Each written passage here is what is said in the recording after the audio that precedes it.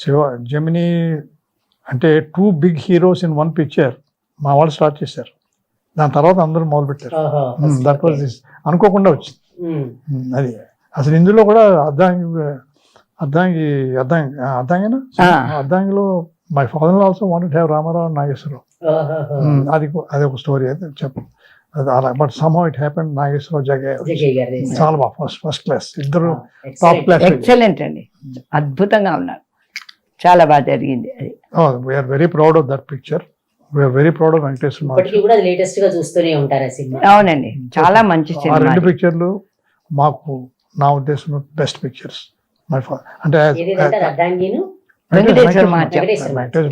ఘంటసాల గారిని తెర మీద చూపించారు కదా. అవునండి, తిరుపతిలో డైరెక్టర్ స్వామివారి ముందర పాడారు కదా. అవునండి, మా ఎంత ఆనందమైన విషయం. Classic pictures. Social of course direction లో చాలా చాలా ఉన్నాయి. As a producer these are our best pictures నా ఉద్దేశం. అది మీకు నాన్నగారి పోలికలు వచ్చాయా, అమ్మ పోలికలు వచ్చాయా మీకు?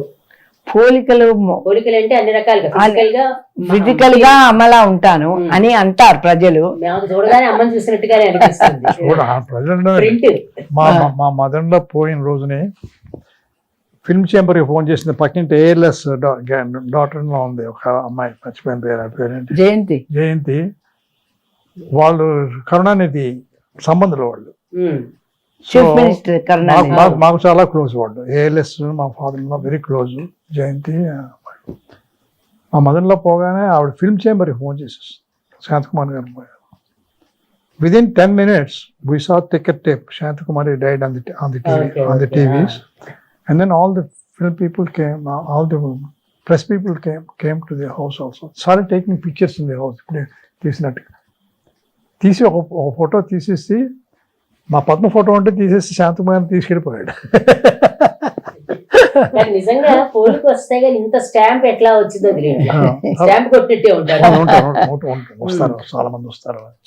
So that is Radha is like my father in law. నాన్నలా ఉంటుంది. రాధకి చాలా ఫ్రెండ్ ఆత్రేయ గారు. ఆత్రేయ కథలు చెప్తూ ఉండేది. అందుకే that's how this Muralikrishna came. Atreya మాట ఇంట్లో ఆయన వచ్చి చాలా ఫ్రెండ్, చాలా క్లోజ్ ఫ్రెండ్. ఆయన రాధతో మాట్లాడుతుండే వాళ్ళందరూ. రాధ చెప్పింది అంకుల్ అనేదా ఆత్రేయ గారిని ఏమనేది? అంకుల్ అనేది కాదు, నేను కథ రాసిన వినిపిస్తానని వినిపించాడు.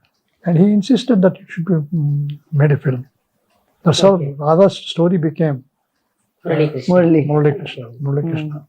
సో షీ ఈజ్ అసలు మన ఆఫీస్ లోనే ఉండేవాడు చాలా రోజులు.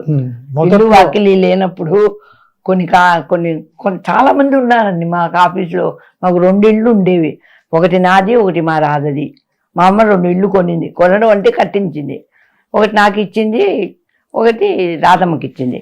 ఆ రాధమ్మకి ఇచ్చింది ఆఫీస్ అన్నమాట. నా ఇంట్లో మేమంతా ఉండేవాళ్ళం. సో చాలా జనము, అసిస్టెంట్ డైరెక్టర్లు, అసిస్టెంట్ మ్యూజిక్ డైరెక్టర్లు, తిండికి తికానా లేని వాళ్ళు, వాళ్ళందరికీ అదే ఇల్లు. అది అదొక షెల్టర్. ఎవరు ఎవరిని అడగరు, వాళ్ళు తిన్నారు తిరిగారు. ఆత్రేయ ఉండేవాడు మన ఆఫీసులో. మా నాన్న మీ అమ్మ పెడుతుంది పోయి తినిపో పిండం. ఎప్పుడు అక్కడే ఉంటాడు కదా ఆత్రేయ. వాడు ఇల్లే అది పాపం, ఉండక ఎక్కడ పోతాడు ఆత్రేయ. ఎన్నో నెలలు ఉన్నాడు ఆ ఇంట్లోనే.